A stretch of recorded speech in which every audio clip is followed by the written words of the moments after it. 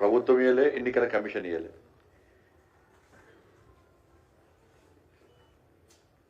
స్వచ్ఛందంగా బాధ్యతాయుతంగా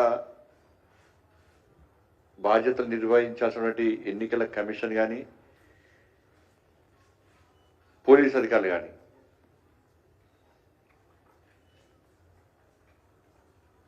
అధికార కాంగ్రెస్ పార్టీకి బీఆర్ఎస్ పార్టీకి కొమ్ము కాస్తున్న విధానం నిజంగా చాలా దుర్మార్గము, సిగ్గుచేటు.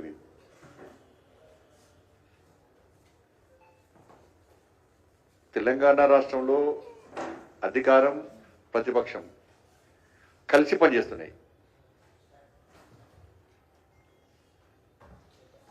పర్మిషన్ కూడా వాళ్ళిద్దరికీ వస్తాయి. భారతీయ జనతా పార్టీకి పర్మిషన్లు ఇవ్వరు. తిట్టుకుని వాళ్ళే తిట్టుకుంటారు. నువ్వు నన్ను తిట్టు, నేను నిన్ను తిడతా. మధ్యలో బీజేపీ మాత్రం బీజేపీ వస్తే మళ్ళీ మనం తట్టుకోలేము.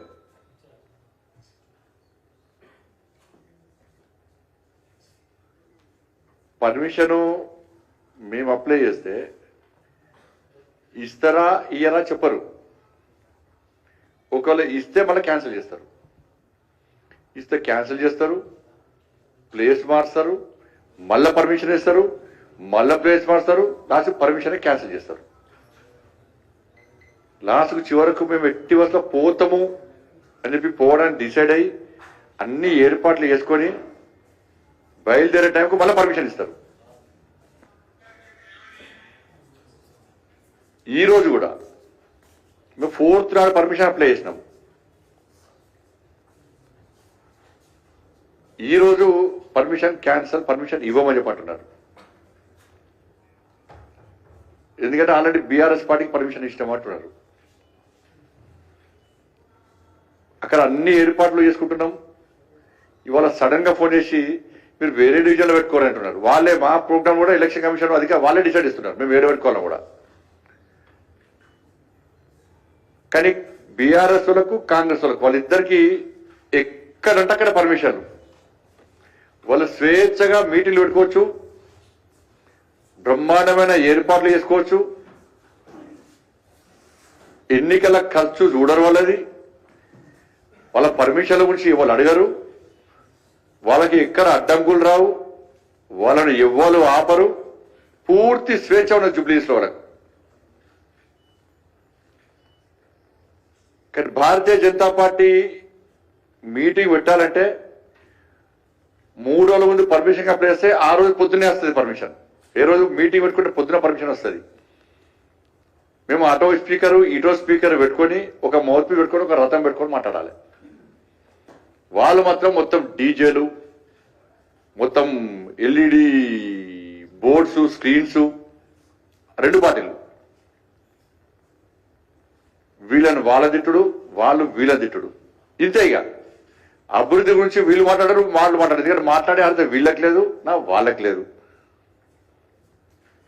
ఈ తిట్టుకొని అభివృద్ధి విషయంలో ప్రజల దృష్టి మళ్లించే ప్రయత్నం చేస్తున్నారు.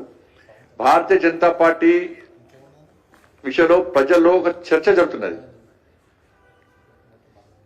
వాళ్ళు అనేక మంది నాయకులు డోర్ టు డోర్ క్యాంపెయినింగ్ చేస్తున్నప్పుడు మేము బీఆర్ఎస్ మీద కోపంతోని కాంగ్రెస్ పార్టీ కొట్టేసినాం. ఇవాళ కాంగ్రెస్ మీద కసి ఉంది మాకు. అది తీసుకోవడానికి ఇలా బీజేపీకి ఓటయ్యబోతున్నాము అని చెప్పించి స్పష్టంగా ప్రజలందరూ చెప్తున్నారు. దీన్ని తట్టుకోలేకనే ఈ వాతావరణం ఇంకా నిర్మాణం అయితే మేము తట్టుకోలేము. భారతీయ జనతా పార్టీకి తాకిడి తట్టుకోలేము. ఎందుకంటే మొన్న జరిగినటువంటి 2 ఎమ్మెల్సీ ఎన్నికల్లో బీఆర్ఎస్ పార్టీ కాంగ్రెస్ పార్టీని ఇద్దరిని ఓడగొట్టి 2 ఎమ్మెల్సీనే గెలిపించుకున్నాం మేము కరీంనగర్ శాసన మండలి నియోజకవర్గంలో.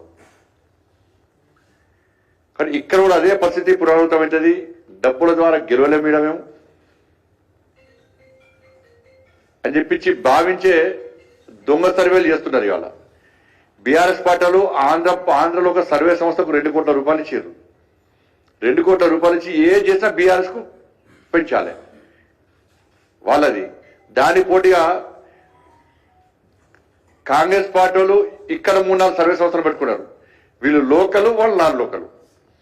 ఏ సర్వే సంస్థ చూసినా కూడా వీళ్ళ సంస్థలో కాంగ్రెస్ గెలుస్తుంది అంటారు, వాళ్ళ సంస్థలో బీఆర్ఎస్ గెలుస్తుంది అంటారు. కానీ ప్రజల ఆలోచనట్లున్నది ఈ రెండు పార్టీల గుణపాఠం చెప్పి భారతీయ జనతా పార్టీకి అవకాశం అని చెప్పి ప్రజలు భావిస్తున్నారు. ఇది వాస్తవం. ఇది దీన్ని గుర్తించిన తర్వాతనే ఇవాళ కాంగ్రెస్ పార్టీ ఒక అడుగు ముందుకేసి తురుకోల మెప్పు పొందడానికి ఇవాళ ముందుకు వస్తా ఉన్నది.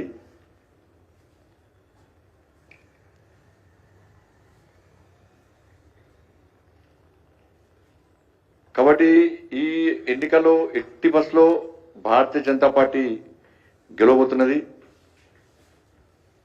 ఇది బీజేపీకి ఎన్ఎంసి ఎన్ఎంసి అంటే ఏంటిది? ఐఎంసి. బీజేపీ వర్సెస్ ఐఎంసి మధ్య పోటీ.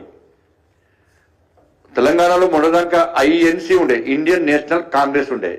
ఇప్పుడు తెలంగాణలో కాంగ్రెస్ పార్టీ పేరు మార్చుకున్నది, Indian Muslim Congress. Bharatiya Janata Party versus Indian Muslim Congress మధ్యలో తెలంగాణ రాష్ట్రంలో పోటీ జరుగుతున్నది జూబ్లీహిల్స్ లో. ఇలా కేవలం వాళ్ళు ఒక వర్గం ఓట్ల కోసం మాత్రమే తాపత్రయపడుతున్నారు.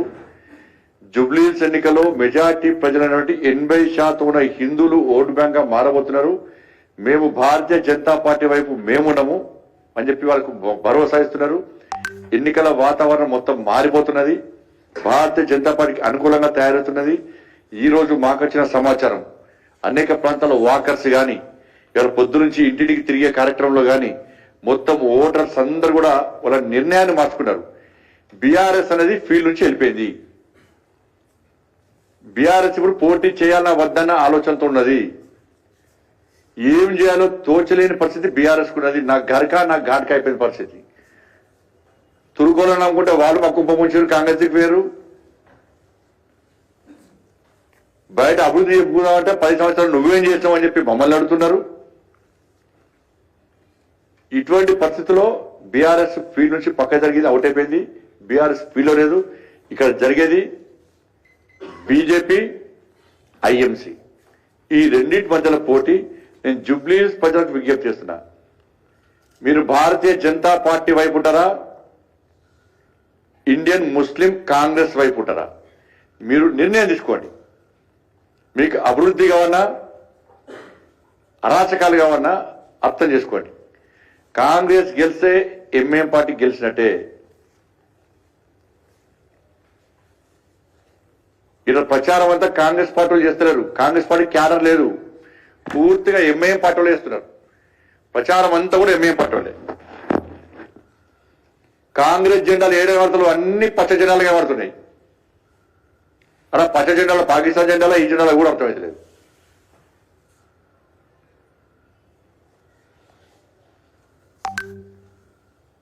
రాష్ట్ర ముఖ్యమంత్రికి దిగజారి ముఖ్యమంత్రి హోదా లెక్క వివరించకుండా కాంగ్రెస్ అంటేనే ముస్లిం అట, ముస్లిం అంటేనే కాంగ్రెస్ అట. ఈ దేశ జవాన్లను కించపరిచే విధంగా గతంలో కేసీఆర్ గిదే మాట్లాడాడు. సర్జికల్ స్ట్రైక్ దోమ చేసిపోయిందా, ఈగ చేసిపోయిందా, కేసీఆర్ ఫామ్ హౌస్ పరిమితమయ్యాడు. ఇలా సేమ్ ఈ రాష్ట్ర ముఖ్యమంత్రి కూడా ఇలా పాకిస్తాన్ ను ప్రోత్సహించే విధంగా ఈ దేశ జవాన్లను హేళన చేసే విధంగా ఈ దేశానికి వ్యతిరేకంగా వ్యాఖ్యలు చేసే స్థాయికి వచ్చిందంటే మీరు అర్థం చేసుకోండి. నేను కాంగ్రెస్ పార్టీ కార్యకర్తలు విజ్ఞప్తి చేస్తున్నా, మీరు ఎట్టి వల్ల గెలవరు, బీజేపీ గెలవబోతున్నది. ఈడ కాంగ్రెస్ పార్టీ గెలిస్తే కాంగ్రెస్ పార్టీ గెలిచిందని చెప్పుకోరు, ఎంఏం పార్టీ గెలిచిందని మాత్రమే మా నాయకులు చెప్పుకుంటారు, రాసి పెట్టుకోరు. అది అంతా అవసరమా మీకు కాంగ్రెస్ పార్టీ క్యాడర్?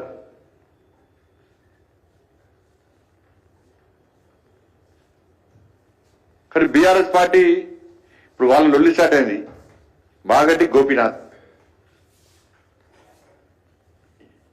ఇవాళ కొంతమందికి 2 భార్యలు ఉంటున్నారు, 4 పిల్లలు ఉంటున్నారు.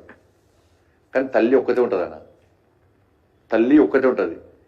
ఇన్ని సంవత్సరాలు పెంచి పోషించిన తల్లికి ఇలా సొంత కొడుకును హాస్పిటల్లో చూసుకోలేని పరిస్థితి తీసుకొస్తే ఆ తల్లి ఎంత తల్లడిలాలే, ఎంత బాధ అనుభవిస్తుందో ఇవాళ ఇన్ని రోజులు ఈ సమాజాన్ని చెప్పలే తెలియలే.